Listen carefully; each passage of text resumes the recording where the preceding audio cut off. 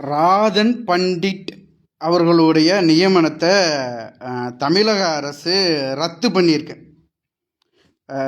இதிலிருந்து என்ன தெரியுது? அவரை நான் அந்த அரசவையில் சேர்த்திருந்தாங்களே, அது ஒன்றும் கிடையாது, அவர் தூக்கிட்டாங்க. இப்போது நீங்கள் தெரியாமல் பண்ணுறீங்க அப்படிங்கிறது உங்களுக்கு புரிஞ்சிருக்கும். இவ்வளோ பேர் சுட்டி காட்டணுமா? சின்ன விஷயத்துக்கு இவ்வளோ பேர் சுட்டி காட்டி நீங்கள் இதை செய்யணுமா? அப்போ என்ன ஐடியாவில் முதலமைச்சர் விஜய் அவர்கள் ஆட்சியை நடத்துகிறாருன்னு எனக்கு தெரியல. ஸோ நடத்த போகிறாருன்னு தெரியல. இதுக்கு என்ன சொல்ல போகிறீங்க இளைஞர்களே? நான் எனக்கு கேள்வியாக தான் வைக்கிறேன். நீங்கள் ரொம்ப கெட்ட வார்த்தை பேசுகிறீங்க, எதுக்கு பேசுகிறீங்கன்னே தெரியல. கேள்வியே வைக்கிறேன். நீங்கள் அறிவு சார்ந்த ஒரு பதிலை சொல்லுங்கள். நான் அக்செப்ட் பண்ணிக்கிற மாதிரி பதிலை சொல்லுங்கள், நான் அக்செப்ட் பண்ணிக்கிறேன். எஸ், பாருங்கள், நான் அதிமுகவை பற்றி, அதிமுகவோட பிரிவினை பற்றி பர்சன்டேஜில் நான் மிஸ்டேக் பண்ணிட்டேன்.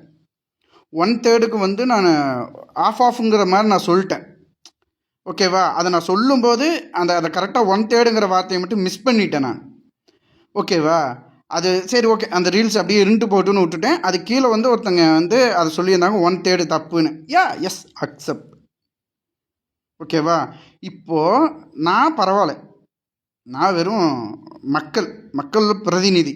ஸோ பிரதிநிதிங்கிற வச்ச மக்களில் ஒருவன். நான் இதை நான் பேசுகிறேன், அவ்வளோதான். ஏதோ ஒன்று பேசுகிறேன் என்றது நான் மிஸ்டேக் பண்ணுறேன். ஸோ எனக்கே இவ்வளோ விமர்சனங்கள் வரும்போது நீங்கள் ஒரு ஆட்சி நடத்த போகிறீங்க. நீங்கள் எப்படி ஒரு தெளிவில்லாத ஒரு ஒரு ஒரு ஒரு ஜோசியரை கொண்டு போய் உங்களால் ஒரு அரசு பதவியில் கொடுக்க முடியுது? ஸோ இந்த சின்ன விஷயமே உங்களால் புரிஞ்சுக்க முடியலன்னா சரி, என்ன முட்டு கொடுக்க போகிறீங்களோ கொடுங்க, நான் ஒன்றும் சொல்கிறதுக்கு இல்லை.